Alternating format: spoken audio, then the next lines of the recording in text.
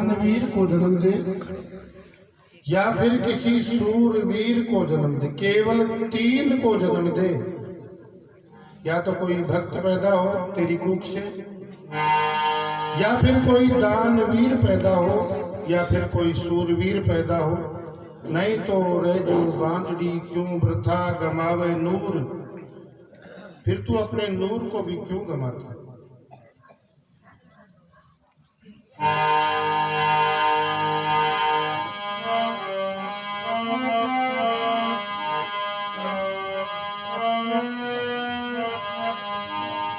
अरे कोई सौदा कर लो,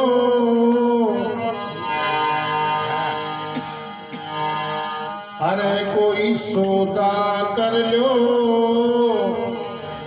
या खुली है दर में की हाथ रे, सौदा कर लो, खुली है दर में की हाथ रे, कोई सौदा कर लो, खुली है दर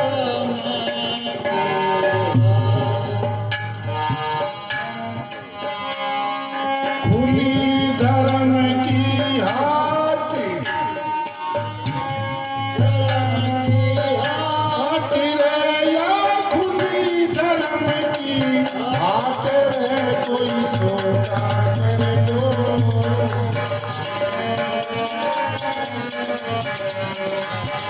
कोई सौदा कर लो,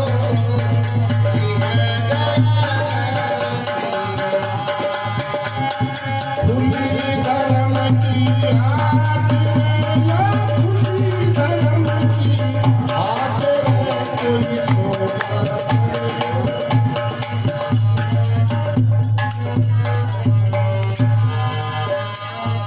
सौदा किया प्रहलाद भगत ने, सौदा किया प्रहलाद भगत ने, पिता गए थे ना, सौदा किया प्रहलाद भगत ने, पिता गया था ना,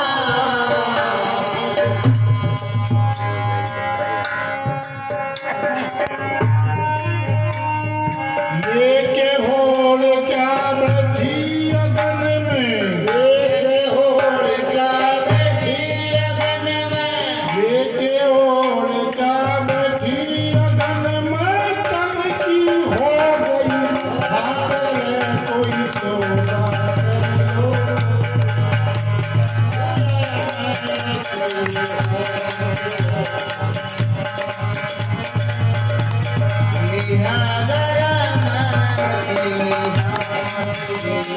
खुली धर्म की हाट रे, या खुली धर्म की हाट रे, कोई सौदा कर लो,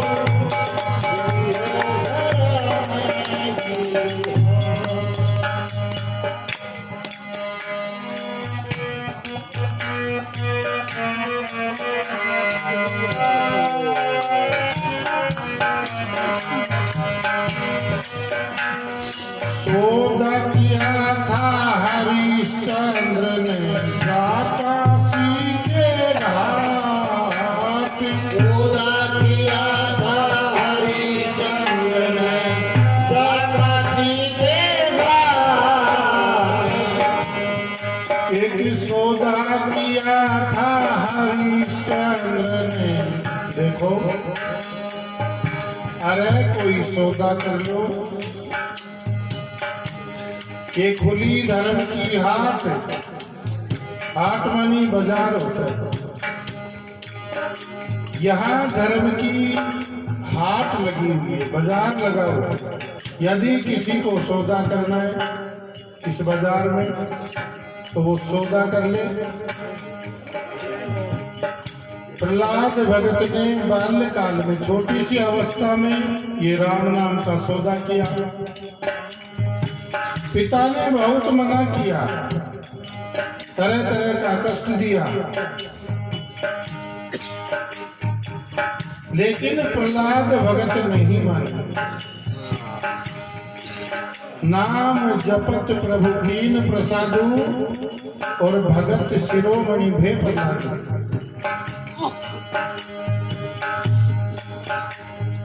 नाम के जपने से भक्त प्रहलाद भक्तों में शिरोमणि कहला गया।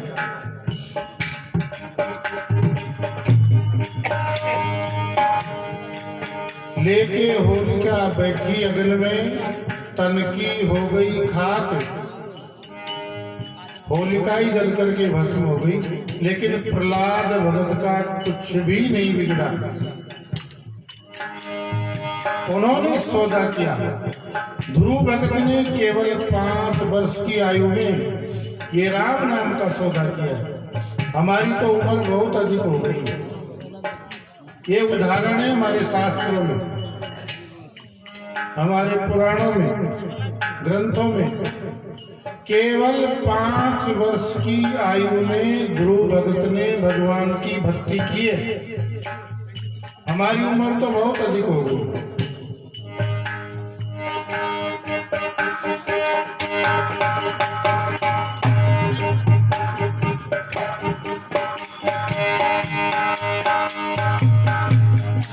राम के नाम का सौदा करने वाले संसार में अनेक भगत हुए, उनकी बहुत बड़ी लिस्ट है। और देखो एक बात और है, यदि कोई भगवान का भक्त हो, प्रभु का भक्त हो, तो भक्त हो तो कैसा हो, कैसा होना चाहिए? भगवान भी खुद दौड़े चले आए अपने भक्त के लिए। भक्त भगवान के नहीं, भगवान स्वयं चल करके आ जाए। एक छोटा सा उदाहरण मुझे याद आया। एक बार नारद जी भगवान के वैकुंठ धाम में गए। तो वैकुंठ धाम में जब गए तो वहां प्रभु नारायण अपने कक्ष में शयन कर रहे हैं। उनका जो सिंहासन था जहाँ मिला करते थे, वहां नहीं मिले। कुछ देर बैठे रहे, इंतजार किया कि भगवान जब आएंगे तो उनके दर्शन करके जाऊंगा। नारद जी, अचानक नारद जी की नजर एक कोई डायरी पड़ी हुई थी भगवान के आसन के पास में, वहां नजर पड़ी नारद जी की। और नजर पड़ते ही उस डायरी को उठाया, देखा, उस पर लिखा हुआ था कि मेरे अनन्य भक्त, उनकी सूची। और उस डायरी के पन्नों को उथल पुथल किया, देखा नारद जी सब पन्नों, तो उसमें बड़े बड़े भक्तों के नाम लिखे हुए, लेकिन उसमें नारद जी का नाम है उस डायरी में, लेकिन हनुमान जी का नाम नहीं। बड़ा आश्चर्य हुआ नारद जी को कि भगवान के तो अनन्य भक्त, जिनके हृदय में, जिन्होंने छाती फाड़ करके दिखा दिया, सीना फाड़ करके दिखा दिया, उनके राम और सीता उनके हृदय में बसते, उनके तो रोम रोम में बसे हुए, वो तो भगवान के अनन्य भक्त हैं और उनका नाम नहीं है। क्या कारण है? और इसी चिंता में नारद जी उठ करके वहां से चल दिए कि फिर भगवान से मिलेंगे, लेकिन पहले इस बात को पूछा जाए। हनुमान जी से ही चल करके पूछते। भगवान की माया थी, सामने से हनुमान जी मिल गए। हनुमान जी ने पूछा कि नारद जी क्या बात है, आज आपके चेहरे पर उदासी के चिन्ह क्यों? कौन सी बात है, कौन सी चिंता है, क्या टेंशन है, बताओ। तो हनुमान जी ने जब पूछा तो नारद जी कहते हैं कि देखो हनुमान जी, मैं आज वैकुंठ से आ रहा हूँ, भगवान के धाम में गया, वहां मैंने एक डायरी देखी और उस पर लिखा हुआ है मेरे अनन्य भक्त, उनकी सूची है, और उसमें सब भक्तों के नाम है, लेकिन आपका नाम नदारद है, उसमें नाम नहीं है। क्या कारण, मुझे समझ में नहीं आया। आप तो भगवान के, आपका नाम तो सबसे ऊपर होना चाहिए, ऐसे भक्त। तो हनुमान जी मन ही मन में सोचते हैं कि देखो भगवान की कैसी माया है। माया को प्रणाम किया, आंखों में आंसू आ गए, गदगद भाव हनुमान जी भगवान के अनन्य भक्त। सोचा कि भगवान की माया जिसने कई बार बड़े बड़े ऋषियों को, बड़े बड़े योगियों को अपना नाच नचाया, उसी माया ने नारद जी को भी मोहित कर दिया। ठीक है, भगवान की माया कहने लगा कि देखो हनुमान जी कहने लगा कि देखो नारद जी, भगवान उनके शयन कक्ष में थे, वहां एक और पर्सनल डायरी है, किसी को दिखाते नहीं है, एक अलग से उनकी डायरी है, कहीं उसमें तो मेरा नाम नहीं है, जाकर देखो तो सही। नारद जी वापस लौटे और भगवान सिंहासन पर विराजमान, उनके दर्शन किए, मौका पाकर, अवसर पाकर उस शयन कक्ष में घुस गए और वहां देखा कि वास्तव में वहां कोई गुप्त डायरी रखी हुई। उसको देखा, उसके ऊपर सबसे पहले हनुमान जी का नाम, उस पर भी वही लिखा हुआ ऊपर, मेरे अनन्य भक्त, उनकी सूची। तो वहां पहले हनुमान जी का नाम है, लेकिन नारद जी का नाम नहीं। फिर नारद जी को टेंशन हो गई, ये जो पर्सनल डायरी है, उनके जो भक्त हैं, उनके जो नाम है, उसमें मेरा नाम नहीं, ये बार दिखावे के लिए है, और ये कोई इनकी गुप्त डायरी, इनके पर्सनल मुख्य जो भक्त है ना, सबसे ज्यादा नजदीक, वो तो ये है भगवान।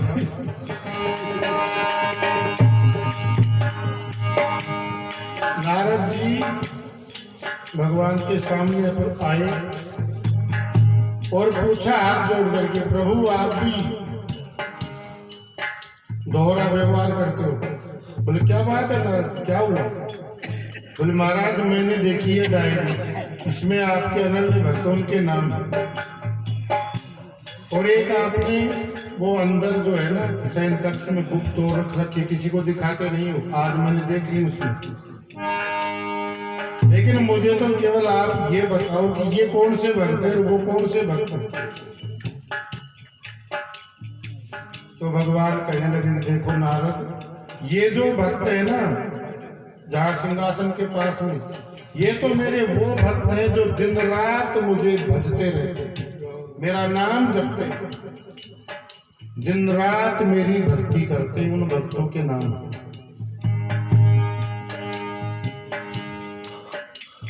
और वो जो गुप्त डायरी है शयन कक्ष में, उसमें जो भक्त हैं वो मेरे ऐसे भक्त हैं जिनको मैं भजता हूं, वो मेरे ऐसे भक्त हैं जिनको मुझे भजना पड़ता है, उनकी माला मुझे फेरनी पड़ती है, मैं उनके लिए दौड़ा दौड़ा चला जाता हूँ, वो मेरे ऐसे भक्त। कहने का मतलब कि भक्त बनो तो ऐसे भक्त बनो कि भगवान भी आपके दरबार में दौड़े चले आए। भक्ति बनता हूँ मगर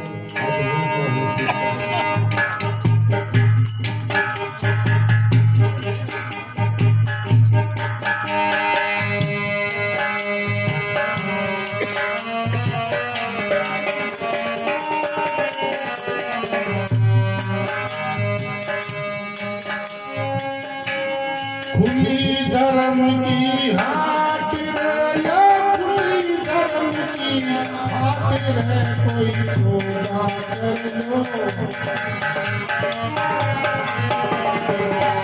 कोई सौदा कर लो, खुली धर्म की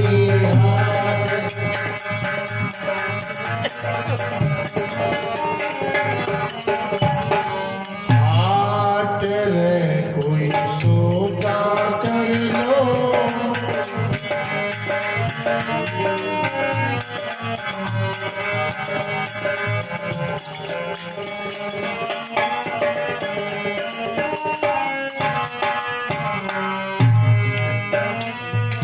सौदा किया था हरिश्चंद्र ने काशी के घाट। सौदा किया था हरिश्चंद्र ने काशी के घाट। सौदा किया था हरिश्चंद्र ने काशी के घाट। सौदा किया था हरिश्चंद्र ने काशी के घाट। सौदा किया था हरिश्चंद्र ने काशी के घाट।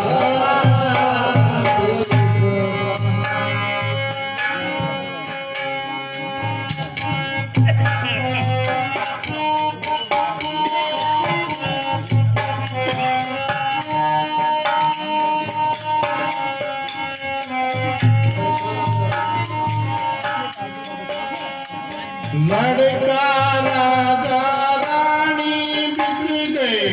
लड़का राजा रानी बिक गए। लड़का राजा रानी बिक गए, हो गए मारा बाप रे कोई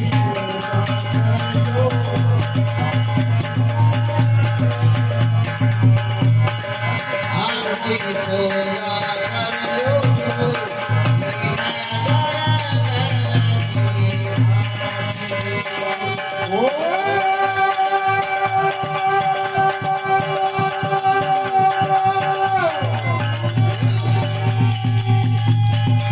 खुली धर्म की हाट है, खुली धर्म की हाट है।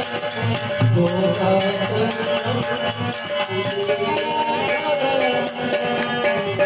हाट में कोई सौदा कर लो।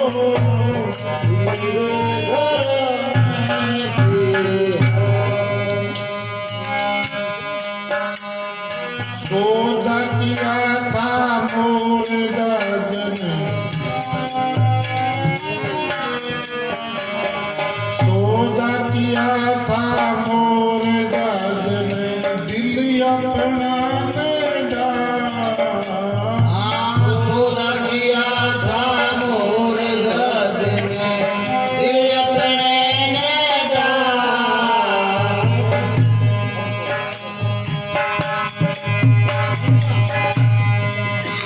हर सौदा किया था मोर गद ने दिल अपने ने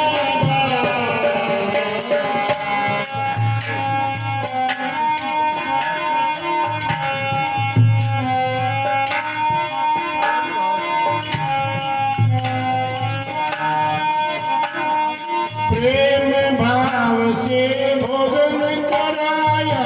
प्रेम भाव से भोजन कराया। प्रेम भाव से भोजन कराया, दिया कुंवर ने हाथ रे कोई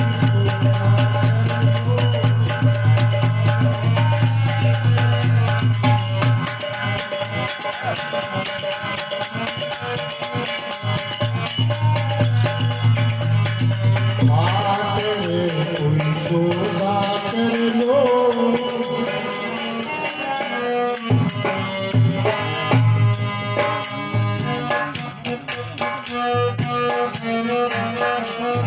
सौदा किया था मीराबाई ने, गोरकुण बेटे पाट। सौदा किया था मीराबाई ने अपने से पाट। सौदा किया था मीराबाई ने,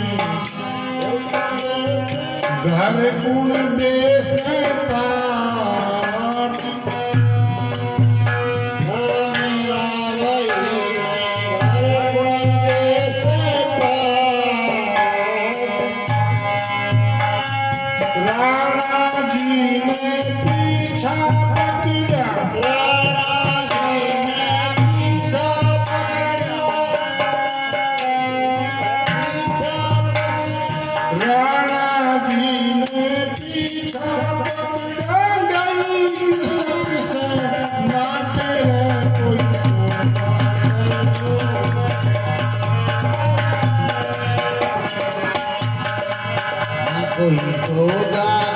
जो मीरा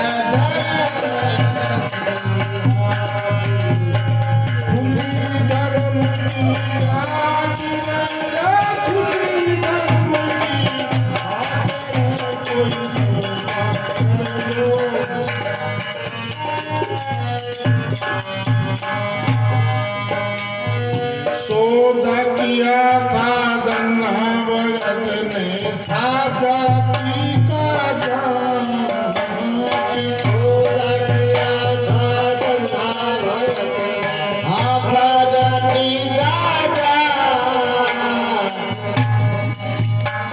सौदा किया था धन्ना भगत ने साजा की का जान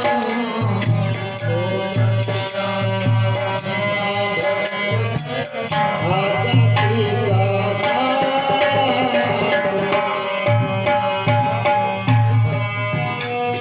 सौदा किया था धन्ना भगत ने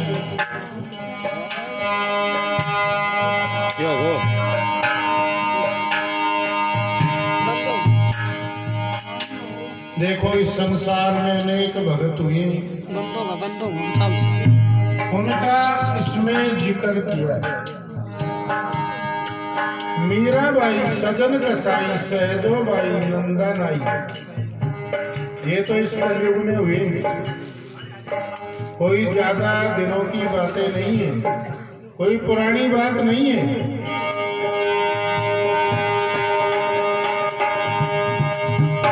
और मीरा की भक्ति तो मारवाड़ में प्रसिद्ध है। हमारे राजस्थान में मीरा की भक्ति प्रसिद्ध है। मीरा की वो भक्ति थी, मेरे तो गिरधर गोपाल दूसरों न कोई।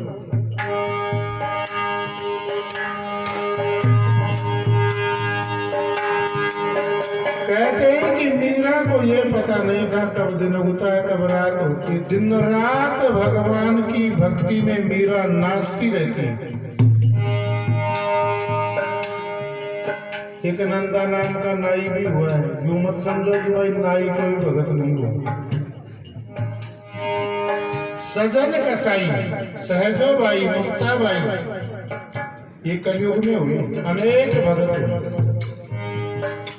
ज्यादा समय की बात नहीं है, कुछ समय पहले की बात है। ज्यादा समय नहीं हुआ, इसको तो 150-200 साल हुई है। महाराष्ट्र में एक भगत हुए, राका और बाका, कुम्हार परिवार से। कुम्हार परिवार से भक्त हुए राका और बाका।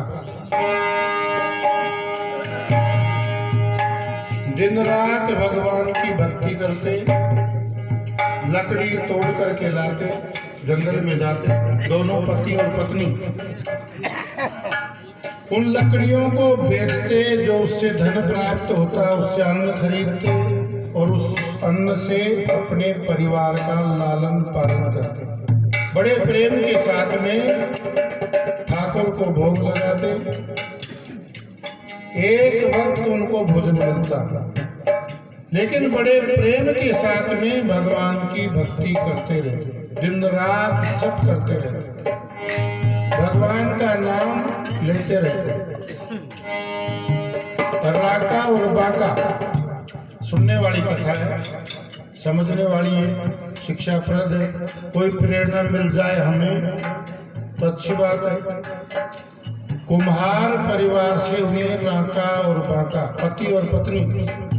लकड़ी जंगल से काट करके लाते, उनको बेचते, उससे जो धन मिलता उससे अन्न खरीदते और उससे अपने परिवार का लालन पालन भरण पोषण किया करते।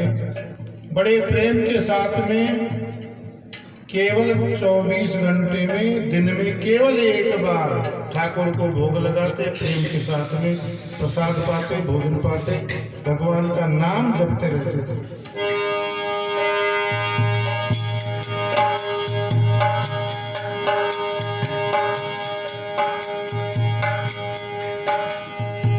एक दिन की बात है,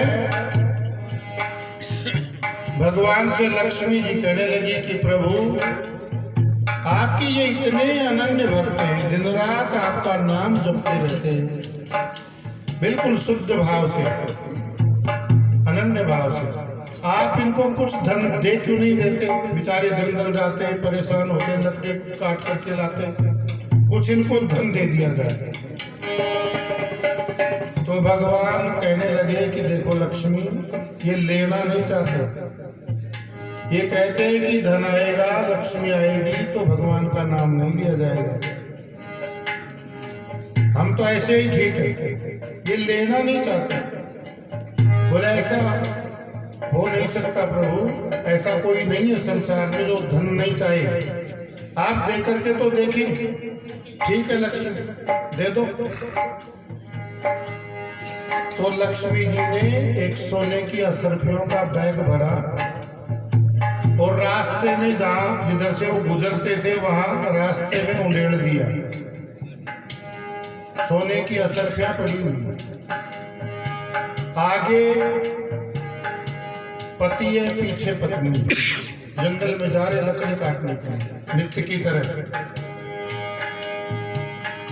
जब पति ने देखा कि यहाँ सोने की असरफियां हैं, सोने के सिक्के पड़े हुए हैं, लेकिन विचार किया कि ये किसी का पड़ा है, किसी का होगा, हमें तो लकड़ी काट करके गुजारा करना है, रोज लकड़ी काटनी पड़ती है, लकड़ी काट करके ही गुजारा, किसी का होगा, पड़ा होगा, उठा लेगा। लेकिन फिर विचार आया कि कहीं पत्नी का मन ललचा नहीं जाए, इसलिए उस पर कुछ पैर से खड़े ही पैर से कुछ मिट्टी चढ़ाना प्रारंभ किया सोने की असरफियों के ऊपर। पीछे से पत्नी आई, पत्नी ने कहा क्या कर रहे हो? बोले कुछ नहीं, आगे चलो। बोले कुछ तो कर रहे हो? बोले मैंने देखा कि यहाँ सोने की असरफियां पड़ी है, किसी का सोना पड़ा हुआ है, किसी का धन पड़ा हुआ है, बेचारा ले लेगा। बोले मिट्टी के ऊपर मिट्टी चढ़ाने से क्या होता है? पति की आंखों में आंसू आ गए, जिसको मैं सोना समझ रहा हूं उसको ये मिट्टी समझ रही है।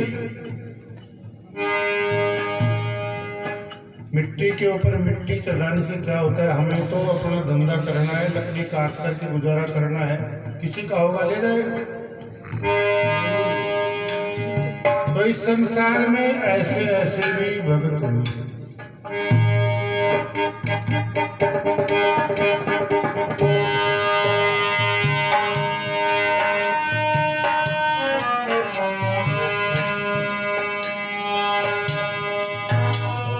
सौदा किया था गन्ना भगत ने, खाजा की काजा। हाँ सौदा किया था गन्ना भगत ने, खाजा की काजा।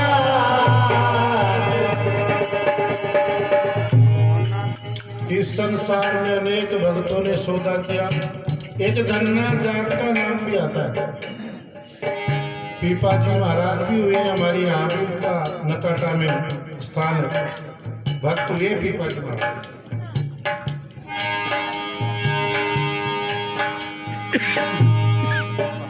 गन्ना भगत जाति का जाट, इस बात को इसलिए दर्शाया कवि ने कि अरे विचार करो, जो बिल्कुल जमींदार आदमी, गूठा टेक, 12 मुट्ठी, बिल्कुल 12 मुट्ठी गवार, गन्ना जाट, कभी पढ़ा नहीं, लिखा नहीं, स्कूल नहीं गया।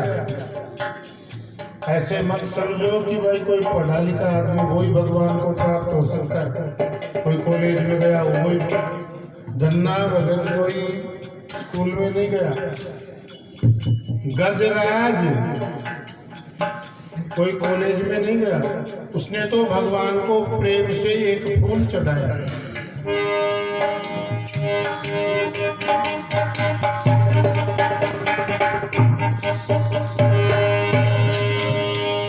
गन्ना भगत ने भगवान की वो भक्ति की, रास्ते में 2 महात्मा मिल गए गन्ना भगत को। गन्ना भगत खेत में बीज बोने जा रहा था। रास्ते में दो महात्मा मिले। उन्होंने कहा कि भगत हम भूखे हैं कई दिनों के, तो जो बीज था ना जिसको बोने के लिए लेकर के जा रहा था धन्ना भगत, बीज की 2 बोरी उन संतों को दे दी। संत भी मोटे तगड़े थे, तगड़े मोटे खाए हुए थे पाल। दोनों संतों ने उन बोरियों को कंधों पर लादा और सीधे हो गए। और धन्ना ने विचार किया कि अब क्या किया जाए।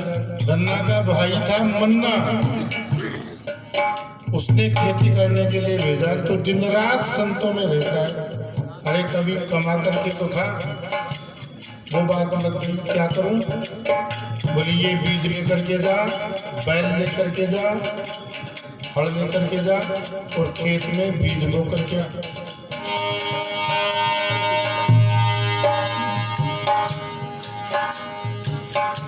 बीज संतों को बांट दिया, लेकिन अब क्या किया जाए? तो उसने उपाय सोचा कि खेत में हम जाएंगे, पास में एक पड़ोसी दूसरा किसान है, वो भी बिजाई कर रहा। तो ये क्या सोचेगा कि धन्ना ने तो बीज बोया ही नहीं, तो अपन तो बिल्कुल पकड़े जाएंगे।